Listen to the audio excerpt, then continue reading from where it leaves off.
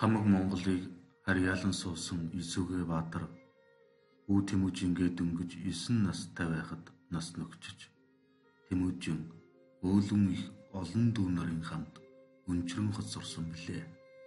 Тэмүүжин эцгээ нас орсонд гашуудан харамсаж газар түмэн гаслан уйлж хэвтгэд хонгодны чархаа үгэн түүнийг хараад тул загас мэт юунд тулбаран гаслан чи туурга зэрэгээ бэхэлье гэж тойл тайвгүй хэлэлцсэн биш үлүү.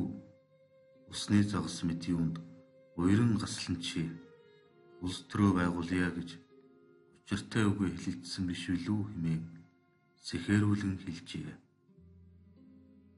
Энэ үгийг сонсоод уснаас хагцсан загас шиг газар төлбөрөн гаслан уйлж байсан Тэмүүжин хөвгүн өөрөөс нь хамаг Монголын хувь заяа шууд хамаатайг анх удаа сэхээрэн ойлгожээ.